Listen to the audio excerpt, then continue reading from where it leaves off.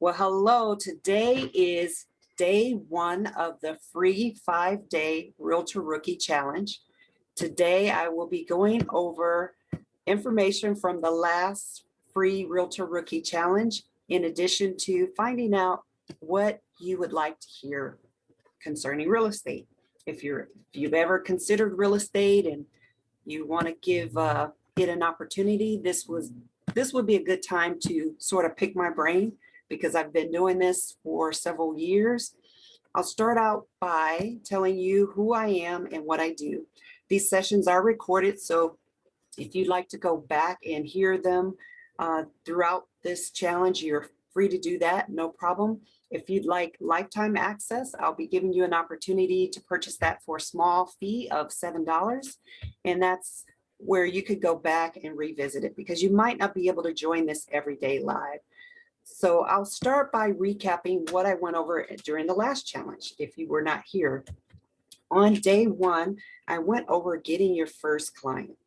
So if you're in real estate, that's one of the concerns you have. If you're brand new, how do I get my first client? I talked about the ABCs and 1, 2, 3. Okay, that sounds so basic, right? I talked about A, B, C, 1, 2, 3 being A, or number one being a name. You need a person's name. And B, or number two, is you need a phone number. And then C, or 3, you need an email address. So that's 1, 2, 3. If you want to write that down or save it, recap, that's what you need to get your first client. Those are the 3 things you need. So those are your lead sources. And I talked about that day one, and we talked about different tools that you can use to capture leads. Okay, you are the best source of capturing your leads. You know people, you have a sphere of influence, people talk about buying or selling. So that is your first opportunity to get your first customer. I'll backtrack. My very first customer, I got out of the military after serving 10 years and ended up purchasing some life insurance. When I purchased the insurance, the person that I purchased it from said, "What are you going to do now that you're out of the military?" I said, "Well, I just took my license and now I'm a real estate broker. I'm a realtor." He said, "Well, are you looking for clients?" "Yes, I'm looking for clients." He gave me a client of his who was looking to purchase their first home. So that was my very first piece of business. And so when you get into real estate, that's something you might want to think about. Or if you're already in real estate, think about who you already know. People you already know, you hear conversations, you talk to people, you probably know more people than you realize you do. Okay, so that's day one that I'm recapping. Day two, we talked about why real estate? Why am I even considering real estate? For me, I said, why real estate? Because I didn't know what else I was going to do. After I got out of the military, I thought, okay, maybe I can get into the same field that I did in the military, which is medical service corps, or I can look at doing something different. I had just purchased my home 1 month before exiting the military.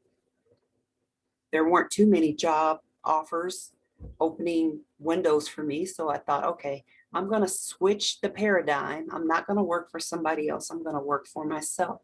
So I decided to get my license, and here I am today, almost 30 years later.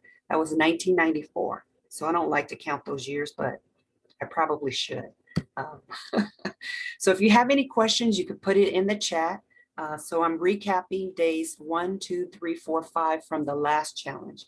And if you're not able to stay on the entire time, you will not hurt my feelings. I will continue to keep this up until I finish my script for the day. And then this will be recorded and you can go back and review it if you'd like. And so day two, I talked about, what do I have to offer? I just said that for me, I looked at, well, what do I have? I'm just out of the military. What can I offer a client? Well, I had my military experience to offer. I had my fact that I had just purchased my first home. So I had that firsthand experience. My education, I have a bachelor's and a master's degree, happen to be in different fields. So I have that educational experience to offer. What do you have to offer? So think about yourself in as being a rookie realtor. What do I have to offer? Do you have military experience? Do you have educational experience? Do you have customer service experience? What experience do you have? Look at your background, look at what you have to offer, and then switch that around. How could you relate that to your customers and clients, the people that you know? Okay, your experiences, your mentors, um, maybe you've been through the purchase and the sale experience in real estate, or maybe a parent or friends been through that experience and you've seen it from the outside looking in. What experiences do you have? What do you have to offer? You have a lot to offer, I will say. And so it doesn't matter if you've never done real estate before, you have a lot to offer, because real estate is a relation building business. It's about relationships. It's not about the money. If you're in it for the money, I would say you might want to pick a different career, because there may be peaks and valleys. So if you're in it for the relationship, to help people, to provide a service, then you're in the right business. Okay, and then day 3, I talked about who are your customers and clients. First of all, I talked about here's a difference between a customer and a client. A customer could be anybody, anyone that decides to come to call you, come through the door. That's a customer. A person becomes a client once you have those ABCs figured out, right? The 1, 2, 3, you have their name, their phone number, and their email. And you take that information and you input it into a contract. So that contract could be to buy a house, or it could be to sell a house. Those are the things that convert a customer to a client. Getting their information, name, phone number, email address, and then inputting that into a contract. We talked about buyer agency agreement. Doesn't matter what market you're in, most states require or have at their disposal what's called a buyer agency agreement. That's the agreement you have between the buyer to say, I'm going to work with you. If you don't have that agreement, that buyer can work with anybody. And even with that agreement, the buyer may choose to work with someone else, but you have that document to reinforce and to solidify your relationship. So don't underestimate the contracts that are involved in real estate. So customer, that's anybody walks through the door, asks questions, information. A client is someone you have a contractual relationship with, right? Okay, so that's the difference between customer and client. We also talked on day 4 about growing your business. How do you grow your business? Okay, we talked about getting those leads, converting them into contracts, but how do you scale and grow the business? One tool I talked about is always asking for referrals. If you are talking to someone about buying or selling their home, during that process, if you're providing excellent service to them, then you will always get referrals from them. Now, backtrack customer versus client. If you're working with a client and you're not happy about working with them, they're not the nicest people to work with, then you may decide you don't want to get business from that source. I've made the mistake of wanting to get business from whoever I got business from. Big mistake. Learn from my mistakes. You can be as selective as you want, because this is your business and you want to grow your business. You don't want to grow your business like a tree that's half dead and half alive, right? And what I mean by that is you don't want to have dead end clients and prosperous clients on the same tree. If they're dead, cut them off, meaning not physically dead, but if they're not producing any fruit for you, they're not enjoyable to work with, they're not happy about your service, then maybe it's time to pass them on to someone else, or maybe it's time to not request referrals from those clients. And then day 5, I recapped everything that we talked about during that week. I also provided a litany of tools, and I do mean a litany of tools. The first tool I offered was the ideal weekly schedule, and I will upload that into this one. Ideal weekly schedule is basically that. This is your ideal schedule. The most successful people in business have a schedule. They have a routine, things that they do every day. And the most important time of the day for you to be alive in business is in the morning. So do your normal routines, whatever those are. And I do have, since I've done the last challenge, I have what's called a morning miracle routine. And I've been doing the morning miracle routine. And that's comprised of a lot of different things that I'll upload. So let me write that down. Morning miracle routine. Okay, so I'll upload that for you. And then, so that's the ideal weekly schedule. And there's different, as a realtor, you're going to be looking at certain times of the day to do what's called prospecting. Prospecting is where you're cultivating and you're learning about people and what their needs are. I talked in the last challenge about meeting the needs of your customers to make them clients. So if you meet the need, you'll be able to convert that lead to a client.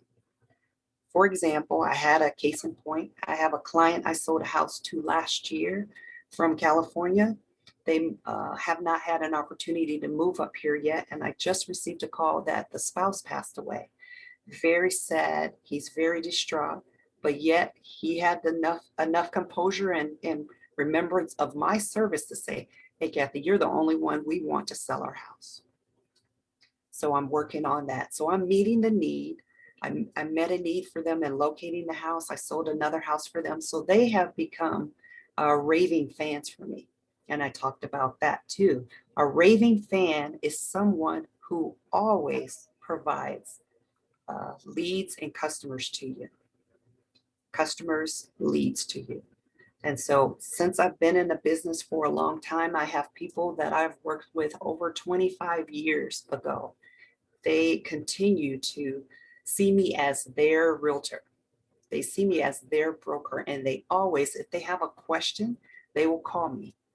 Some of them may even listen to this video. And if you do, I hope you will write down a testimonial on the relationships that we've had. So I appreciate the fact that raving fans exist, because they exist to help you stay in business and to scale and launch your business. So that's what a raving fan is. I provided scripts. Okay, what do you say when you're talking to someone about real estate? Well, there's various types of scripts, and what I would say about scripts, and I'll upload that as well. What I will say about scripts is you want to make the script you. You want to read through it and not sound mechanical.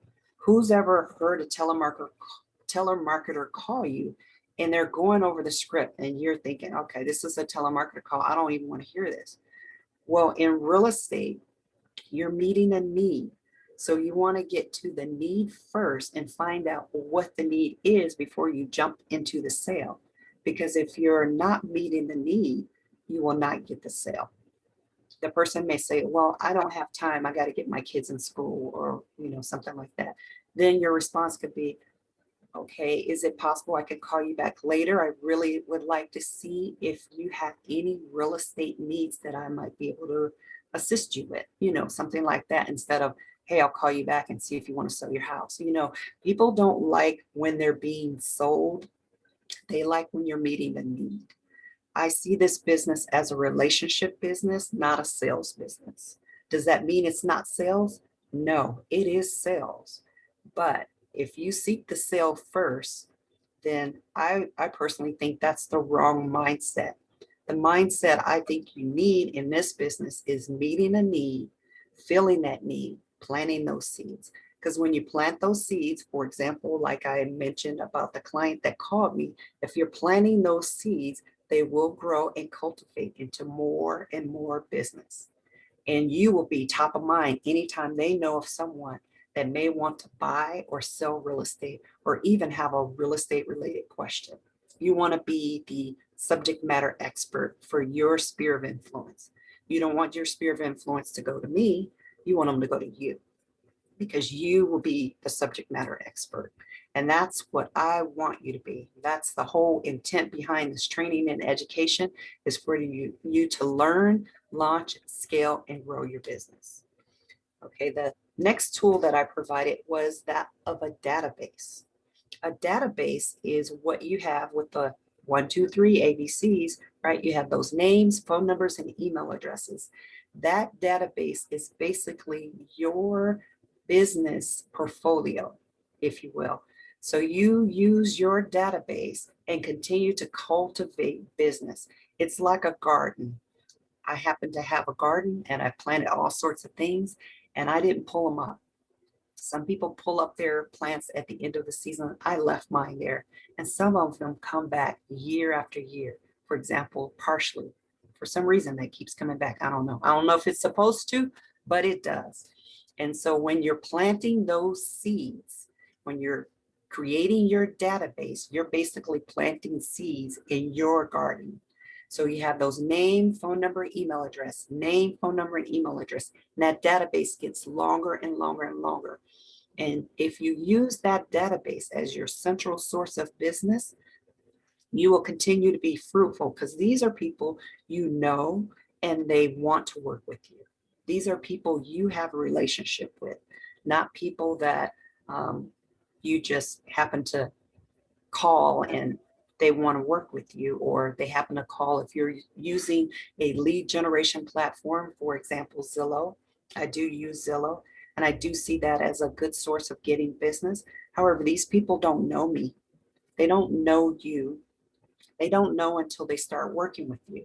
And so I say those are the harder ones. I call those cold leads. Whereas if you get someone that knows you and they say, hey, I know such and such wants to sell their house or such and such wants to buy their house, that's a warm lead. So a warm lead as a new rookie realtor is a lot easier to manage than a cold lead. A cold lead is basically like going and running track or running a race without warming up, right? So the warm up comes first and then you run. Same thing in real estate. You want to work with those warm leads before you start working with those cold leads. Because I tell you, the cold leads will help you cut your teeth. They are probably the most challenging. So that's database. And then I also provided a business plan.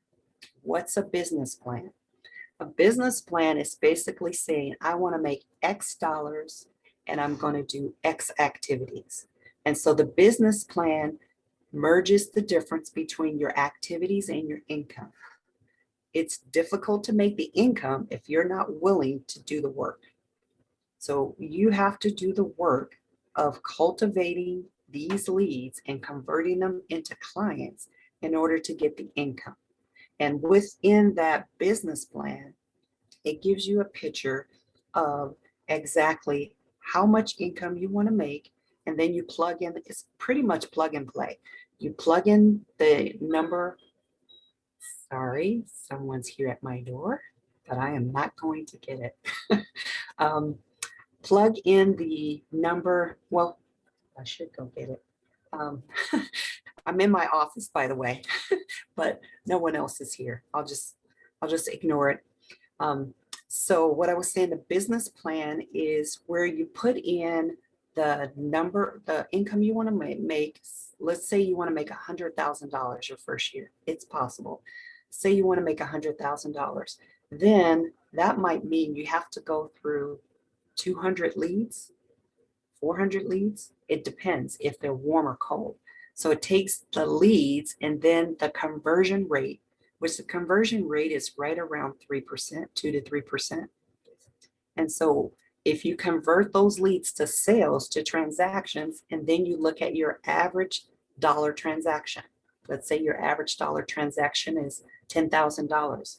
And so if you want to make 100,000, that means you only need, someone's entering the room, that means you only need 10 leads to make that income.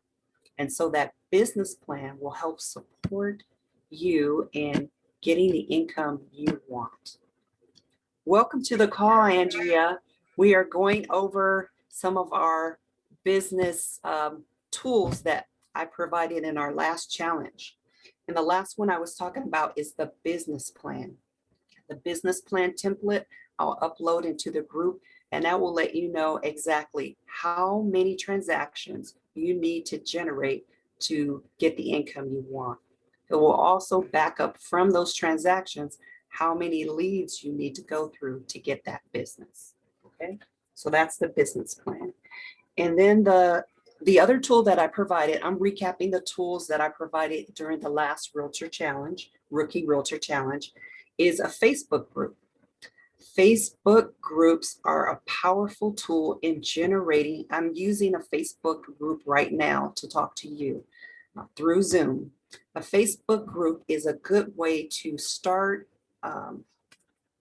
grouping your leads into grouping your task, whatever it is you want to do, into marketing.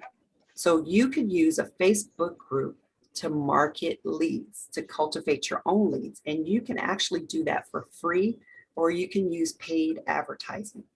So Facebook has paid advertisement, but in order to get that, you have to have what's called a business page. If you're not familiar with that, you have your own personal page, but then you would need a business page in order to start working the real estate. I happen to have one. It's called Kathy Realtor Kathy or something like that. Can't remember the exact name, but you can create your own fan page or business page. And from that business page, you can start cultivating your business from that page. There's other social media tools that I would recommend, one of which is LinkedIn. If you're not familiar with LinkedIn, LinkedIn is for more professionals. And with LinkedIn, you can go in and you can post articles. You can start networking, building your network of people, other mentors in the business, because it's not just about customers and clients, it's about relationships that you have with other peers, because these peers in other industries can also send you referrals. So that is a great opportunity to work with people through these social media platforms. The other platform is YouTube. If you don't have a YouTube channel, I suggest you get a YouTube channel. With the YouTube channel, you can post any videos that you might have. Once you start getting listings and sales, you can post videos. You can create short commercials about yourself. I've seen some on YouTube that are pretty hilarious, and I'll show those probably at our next one. But I just wanted to get you familiar with some of the social media tools. So we talked about Facebook pages, we talked about LinkedIn accounts, and we talked about YouTube channel. Now there's also Instagram. Instagram will allow you to do marketing on there as well. And there's organic marketing, which is free, or there's paid marketing. With Instagram, it's a little more spendy than Facebook, but it's another opportunity to do marketing. Another tool I provided in the last challenge was funnels. With funnels, if you've never heard the word funnel before, funnel is just like it sounds.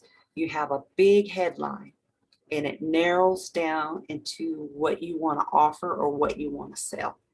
And so I will provide a sample funnel. And there's a free 14-day trial with the company that I work with.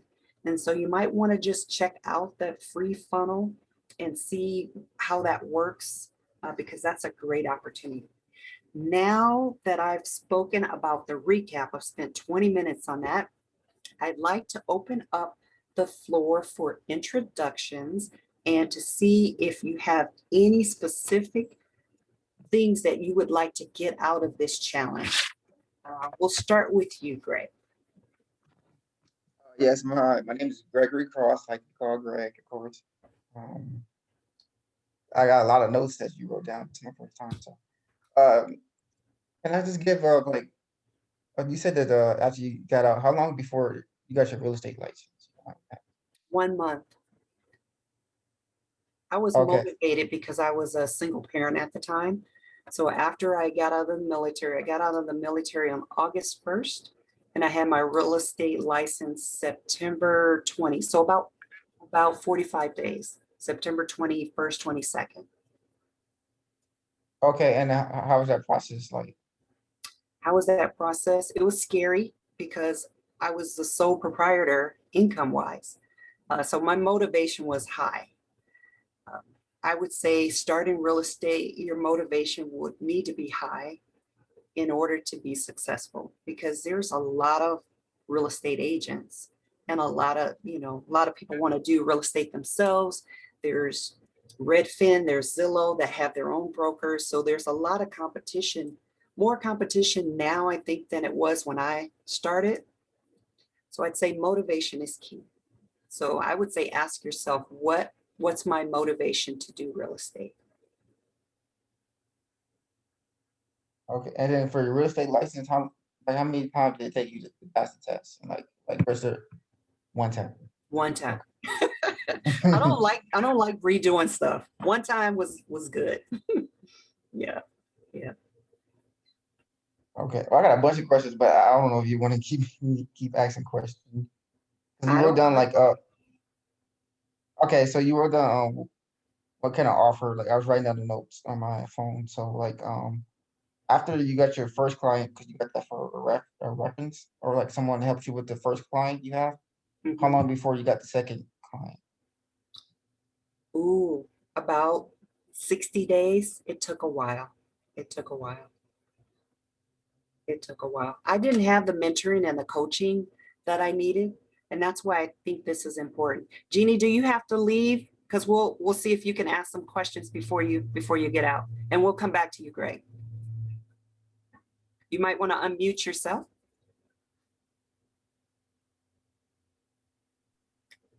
Hey, I'm Jeannie Taliaferro, and I was there when you started this adventure, uh, uh, and I wasn't really sure about when he said about how motivated you are or whatever. I'm interested to know in if I decided to do real estate, what can I look at making if I was motivated a month? If you were motivated, what could you look at making a month? I'd A say month. one sale, and depending on what market you're in, what is the average commission for one sale? And you're in the Texas. Texas market. So Okay. Okay. So I would have to look at the average sales price to kind of get mhm. a gauge. What do you think is I the think it's like 220. 220 is average. okay? That's average. Okay. And commissions are negotiable. We can't say what a standard Yeah, commission is, but right. I would say I'm going to pull up my calculator right now. If I were representing one side of the transaction, I'm just going to say 3%. That's Hmm. not, yeah, that's not a standard commission. I have to say Yeah. it. Okay. Okay, so 225, and then we multiply that times 3%. You're looking at around 6750. And then you have to take 6750. out Okay. your business Taxes and all that. operation taxes. And then if you And all work that. for a firm that charges a fee for you, like if you're on a Hmm. split or if you Hmm. pay a desk fee, then you're Hmm. probably looking at just round it down to 5,000. Oh, okay. And well, my sister is in Memphis, and so she did a referral for this one lady who was here. She asked me before I even decided to buy a house if she could, do the referral and get the whatever. So I was like, okay, Commission. fine. And then that she would, yeah, and that she would compensate me or whatever for the. And I told because she's been doing it for a little bit. So if you do a referral, what percentage do you get off of that? Okay, referrals, you typically get anywhere from 25% to 35%. Of So I what just, the real estate agent makes. yes, So of that 67, that 5,000, so 20% will go to the other person who referred you. yes. Oh, So for well, that's so example, new. you take that out, 0.25%. So if you referred one sale, your commission would be 1687 on Mm. that sales price of 225. Oh, So you okay. can make Oh, money as a licensee just referring people. referring. Yeah, because yeah, number one is the driving around thing, and so the referral part sounds good, but not all that other stuff. And Okay. I will say concerning the driving around, I've changed how I do business. When I Do started, you do it online? I do a lot online. However, I don't get people in my car anymore. I used to. I used to just Okay. anybody that wanted to buy or Yeah, sell. that's pretty scary to me It's too. I very wouldn't want scary. like people Scary. getting that I didn't know in my car. Yes, yes. So I don't do that anymore. A lot of my Okay. business is done like this. I met the last transaction I'm working on right now for a listing. I did a Zoom appointment.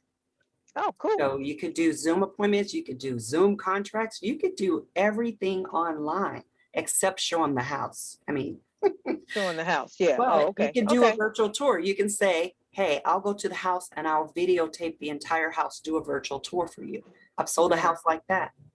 It's mm. possible to be a Well, I mean, when contact. people who are military who want to go ahead and a lot of times they'll purchase a home that way or get the process started, and they want to see, okay, this is what I've looked at, and they want to go ahead and be ready to move in when they get there. So Right, right, right. so anyway, that's all. That's all I have. I have Okay, to go in. good. I'm getting ready to get some I medicine. know. I I'm at the saw the mask. pharmacy. I was like, well, let me ask you. Thanks for joining, Yeah. and All maybe right. you come Okay. back No and problem. listen to the recap. Yeah, well, you know what? The next time you got to invite, tell me when ahead of time so I can invite Shell too, because she was Okay. interested in doing it. Okay, Okay, tomorrow as well, same time. I'll send an same time. invite. Send it Yep. to me. Okay, all right, all right, Okay. bye. Thank you. Bye-bye. Bye. Okay. Okay, Greg, sorry for cutting you off. What other questions do you have? Go over your list. I'm good. Okay, back to her talk like for my situation, I'm still in the military, so I'm still trying to progress in my career and progress with, when I have a good setup when I get out, because I know you need a good amount of starter fund. So like what suggestions you suggest about having a good starter fund because and stuff like that. Okay. I would say you need at least 6 months of income saved up. So whatever you need to live off on for income, whatever your expenses are, have at least 6 months saved up in the bank.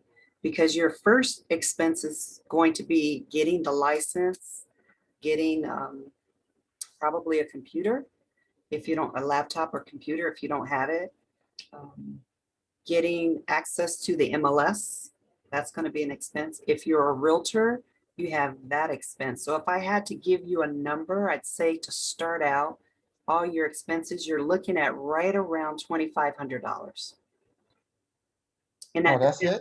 that depends on if you want to get a fancy laptop or, you can add more to that, but that's pretty much the start.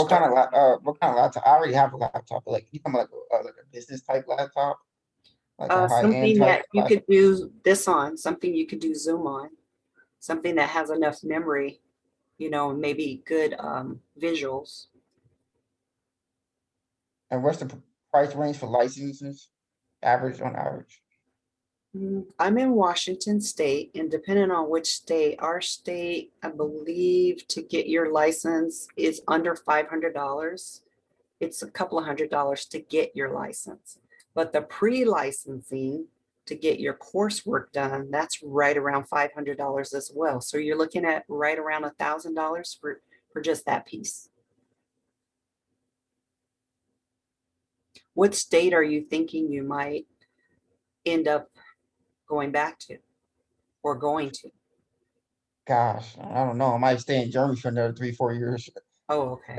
A bit because I haven't really I mean I travel, but like probably if I would go back to state, if I be stateside, it'd probably be either back to Texas or Washington because Okay. but those are the only two places I can see myself stateside right now. Then I would say, depending on which state you think you might go to, that would be the state to work on getting your license in. Because you being away, you could still refer clients and get paid a referral fee.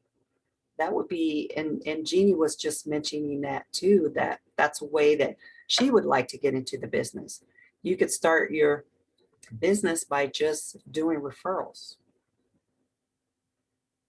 But then you'd have to align yourself with a company that you don't have to pay a lot of monthly expenses with. You're just doing a referral based business. So if you were doing business in Washington, I would say you want to work with maybe an independent company that's not going to charge you much to have your license hung there, because you need to have your license hung somewhere in order to do business. You have to have your license up on their board. And so you'd fall under that particular company, but then you could refer anywhere, anywhere. So if you know people that are going back to the States and they're going to buy a house, those are the people that you can refer and get commission based on those sales. So that could be your lead into real estate, starting a referral-based business. But you have to have a license to do that. Right. And that's what one of the things I'm trying to balance with. Because I know I want to get when I see myself getting out, then I want to enter into getting my license. Right now I'm trying to educate myself on the educational side with what I want to do. So when I have that, when I get out, I already have that taken care of. Okay. So that's the plan for me as of right now. I have a good amount saved up, but I also do like stocks.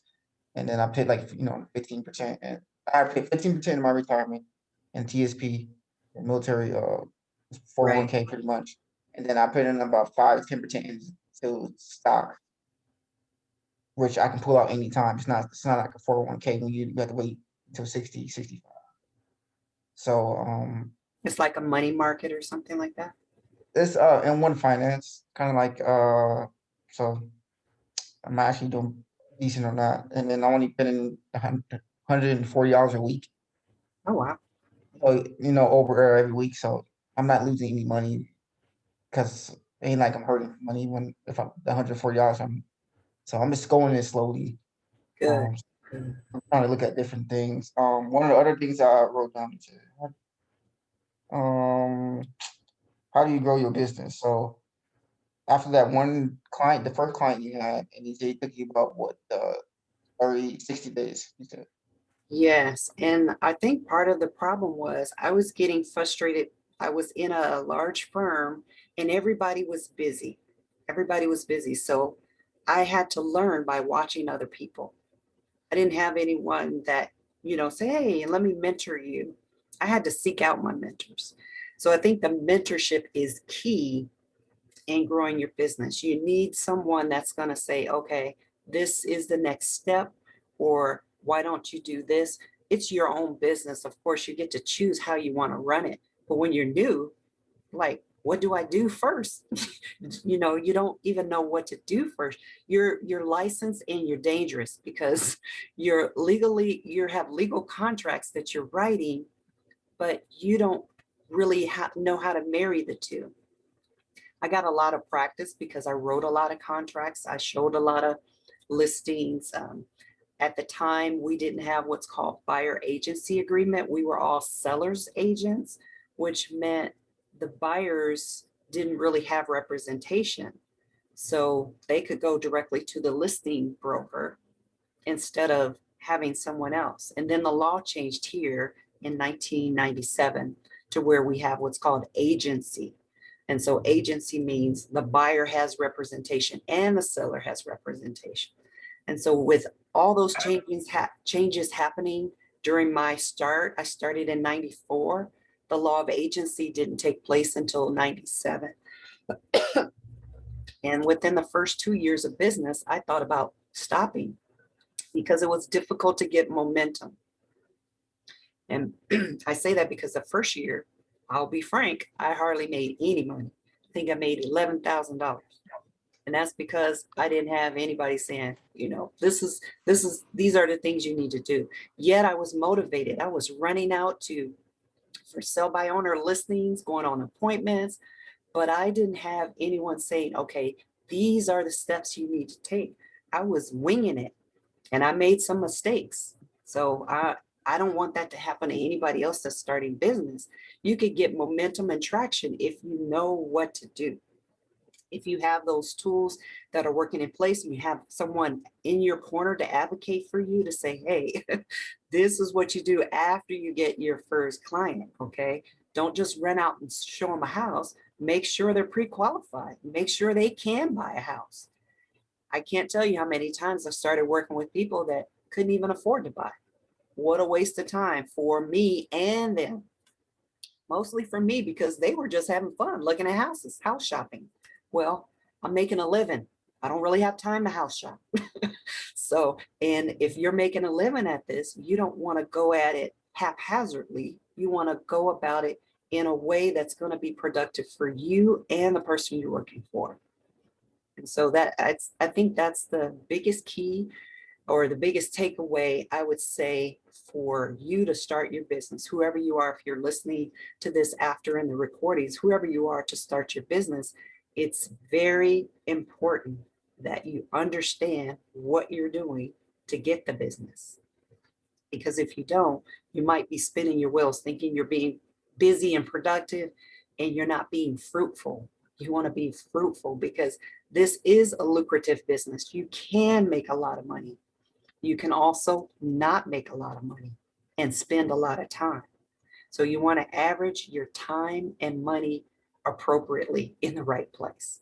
And you want to work with people that are generally interested in services and are willing to do what they need to do to work with you. I'd say with buyers, you want to have some sort of agreement, buyer agency agreement in most states. With sellers, you can't work with a seller unless you have a listing agreement. So sellers don't run away. And I was told when I started business that you don't want to base your business on buyers because buyers are liars. That was what I heard. Buyers are liars. But I think the truth is buyers need to understand the business before they're willing to work with you. If you say, this is my business model, this is how I do business, or you can blame it on your broker and say, my broker requires I do this. Because sometimes when you're new, you don't want to sound bossy or intrusive, or you want to walk gingerly on that fact.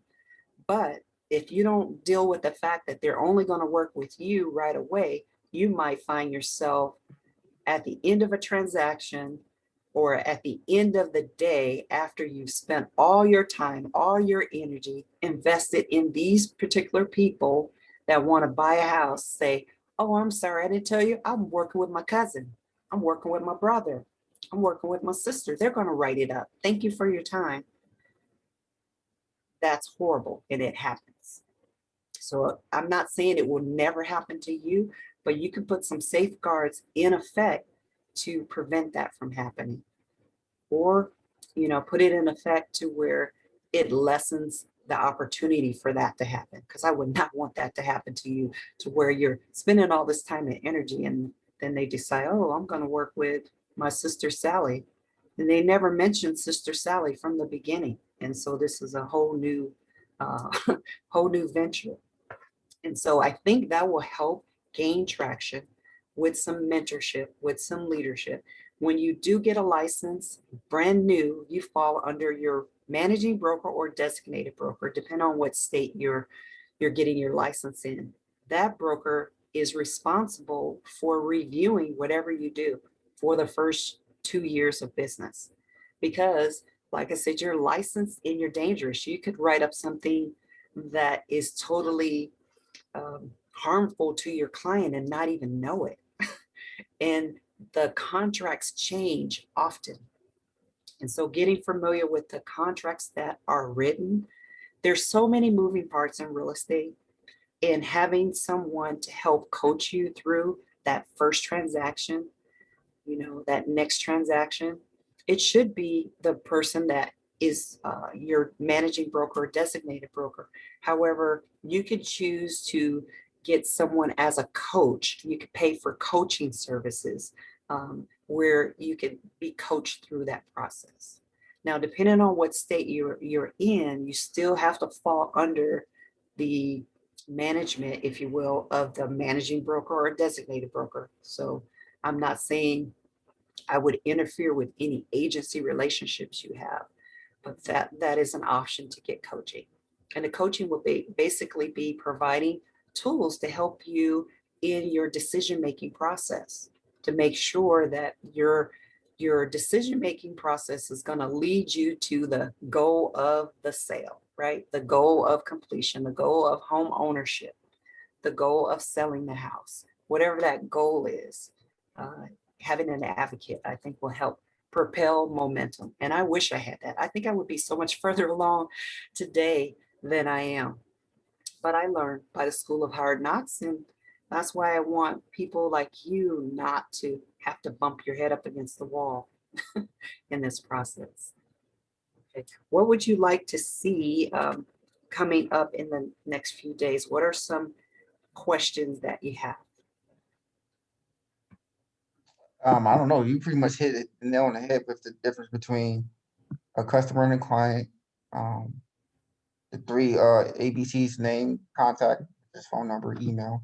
You know, make sure that you distinguish where you talk to a covered customer. You make sure that you know you very detailed of what you're looking for, or what they looking for, and if how they talk to you. You want to be knowing all this. You know, you told me about database. You know, make sure that you have a references of contacts that you talk to that you can go back to. Um, it's going to be morning business, so pretty much in the morning time you got to be available. Different websites or links or Instagram, wherever social media business page you can use. Weekly schedule. Um, and you told me about the having your starter fund, which I'm tracking already. You know, have your safety net because this is long-term investment. It's not short-term. So short-term is going to be pains and hills and valleys. So that's what I got. Good. That's a good recap. You gave me a good recap. You also gave me an idea for tomorrow about how do you go from your first sale to your next sale? Because you would think you would just wait till you finish that sale because there's so many moving parts. You want to make sure you get that done and completed. However, that's not in your best interest. Your best interest is to continue what's called a pipeline. So a pipeline is more business down the road. When you get that first client that buys or sells from you or is in the process, throughout that process, you want to continue to ask for referrals. You want to continue to say, if you know of anyone that needs my services, would you please refer them to me? You also want to ask them if at any time I'm not providing the best service to you, would you let me know? You want to ask those questions because you want to take the temperature of the person you're working with to make sure you're still warm. You don't ever want to turn around and get cold on them where you're not returning their calls, you're not following up, you're not doing the things that you need to do to keep them happy customers. And there's one other key that I'm going to talk about tomorrow is the follow-up. The key is in the follow-up. It's great to capture these leads and convert them to clients, but the key to keeping business and to keep that pipeline is follow-up. Follow-up, follow-up. Continue to follow up. And I think telemarketers do this excellently, probably in an annoying way, but follow up, not just a follow up, but follow up with a purpose, with an intent. They answer the phone. Hello, this is such and such. I found this home that you might be interested in taking a look at. What would be a good day and time? Okay, so you found a house for them to look at. You could also say, if at any time, bring the follow-up back to you to where they're following up with you. Say, if there's anything that you see on these websites, remember, I am your realtor. I am your broker. So if you want to go to an open house, fine. Just make sure you let them know I am your realtor. You want to hone that point home, because if you're a first-time home buyer or you're new to the buying experience, you may go to an open house and think, hey, they're all the same. I'll just go directly with the person that's at the open house, not even realizing that this person is your client and they have an agreement. And so starting out, I would say in ensuring that you know how to practice your business relationship. Identify upfront that you want to have a business standard that any buyer I work with I'm going to do a buyer agency agreement. Now, that may be intimidating to you, and you may want to get to meet the person on Zoom or meet them face to face before having them sign an agreement. Sometimes I'll have them sign an agreement via email just so I know I'm not wasting my time. Other times I'll wait until I meet them because I don't know them, they don't know me. Maybe I might show one house without an agreement, but I won't continue to work until we have some agreement that I'm working only with you and you're working only with me. And so that's kind of the dance in real estate, learning how to balance the difference between the relationship and the business. You don't want to get too friendly. I've seen brokers start out where they get so friendly, they want the relationship so bad, they're taking them out to lunch, doing all these things.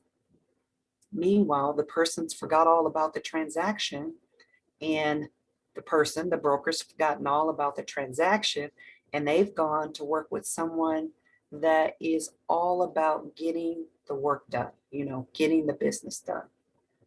So there's a balance between the two. And I don't go into the socializing piece until after the transaction. I have a lot of past clients that are now my friends, and some may join this Zoom, but I'll tell you at the beginning, we weren't quote buddy buddy. I was nice, cordial, informative, all those things, but I wasn't taking them out to lunch. I waited till after the transaction, after the closing. Then I would take them out to lunch out of appreciation. We developed more of a friendship than a business relationship, but they always come back and say, I want to work with you because you know what you're doing. That's another thing. You need to know what you're doing. And if you don't, say it. Say, I don't know the answer to that, but I'll get back to you. There's nothing worse than saying you know something and you don't. If a person asks you, do you know about, I had a person ask me about some type of VA partnership where you can have another non-veteran on a loan. And they asked me if I knew about that. I said, no, I've never heard of that, but I can find out. I'm not going to say, I know about that, because it will turn around and bite you, because that's called a lie. I'm not a liar. So, and I hope you're not going to be that way in your business. So if you are posed with a question and you don't know the answer, just say, I don't know, but I will get right back to you. I had a client ask me a question in an email this morning, asking me about capital gains for the sale of their second home. And what I said is, typically for your primary residence, you're exempt from capital gains. However, second homes and the tax laws change every year. The best source for that answer would be your tax preparer, your accountant, your bookkeeper, someone like that, but not me. I just know generalities about the tax law. I'm not a tax accountant. I know about capital gains, but I'm not going to go into details about it's 23% of, I can spout out that sort of information, but that's not my expertise. Stay in your lane. That would be another thing I could talk about during this week. Stay in your lane, because people will ask you all sorts of questions. You have the opportunity to get into people's lives, because this is a major investment, a major purchase. And so it affects them emotionally. There's emotions involved. There's finances, of course, involved. There's marriages. There's all sorts of things involved. Sometimes people are selling because of divorce. Sometimes they're selling because of a death.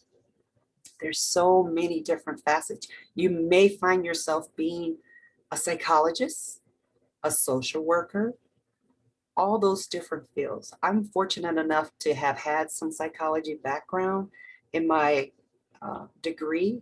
However, you will learn the psychology as you start working with people and listening. I think that's another important factor. Listen to people when they tell you what they want and give it to them. If they say they don't want to spend more than 200,000, yet they're sending you listings over 200,000, maybe it's time for a conversation instead of saying, hey, you're a liar. You told me you only wanted under 200,000 and you're sending me stuff for 250. There's reasons behind that. But if they don't qualify, that's a conversation to have. Again, that's a follow-up call, a follow-up opportunity, a follow-up email. Some people might not want you to call them. They may prefer text. Some people don't like to talk on the phone. Some people don't even want to text, or they can't text. They prefer email.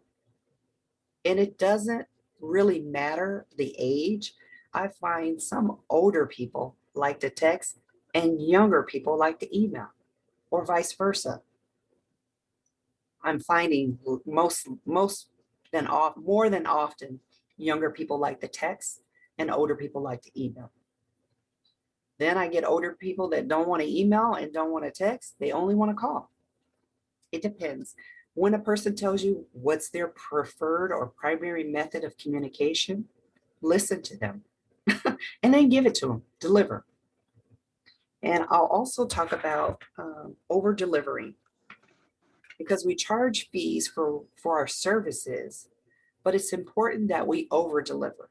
We don't want to be just like the other ones. We want to do something that sets us apart. You want to be the best in class. So the question you need to ask yourself is, what am I going to do to wow my clients? What am I going to do to wow my customers to where they become raving fans? We'll talk about that this week as well. Wowing clients. Because a raving fan will come back time and time again, and they'll bring their family. You want the raving fan. You don't want a bad review, because one bad review or one disgruntled client will take away from your business. And so if you're feeling that someone you're starting a relationship with is not a good fit, trust your instincts. You know, I don't. You know better than I do if this seems like a good fit. If you're jiving, if you're gelling, if you know the dynamics are key, then trust that too. Trust that you can grow that relationship into real estate and into a raving fan. Okay, I have 3 minutes left, and I want to take some time to see what else you got out of this, Greg, and see how I can help throughout the week.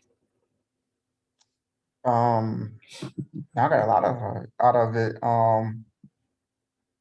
So I'm pretty much good. You pretty much hit the nail on the head on everything. I have no further questions at this moment. Okay. Well, I just want to remind everyone that we'll be on tomorrow at noon, and I'll send a link if you know of someone that you think needs to be here that's interested in real estate. This will be a good opportunity to learn about real estate, to learn from someone who's been at it for a while and someone who cut their teeth making some mistakes. Because I think you can learn from my mistakes so you don't repeat them. You'll have your own mistakes to make. We're not perfect. However, you can learn from my mistakes. I will tell you about one quick mistake that I made starting out as a rookie realtor. I was so motivated because I was a single parent that I went out to a listing appointment, and it was a person who had their home for sale by owner. So I thought. I went and I got all the paperwork done. I met with the sellers, took a tour of the house. I was so excited because I was about to list this house. Came back to my office and I told my broker about it. I was like, "Ooh, I got a listing." And, I was so excited. And he had received a call from this company called For Sale by Owner. How was I to know? I didn't know. I was interfering with another broker's seller. That's a big no-no. That's a huge violation. And I was so excited to do real estate, I didn't even think to ask before I even went on the appointment. And so it's important to know, your business. And if you don't, ask questions. because you don't want to interfere with another listing. And so I'll end with that. I'll end the recording with that, and I look forward to seeing you tomorrow.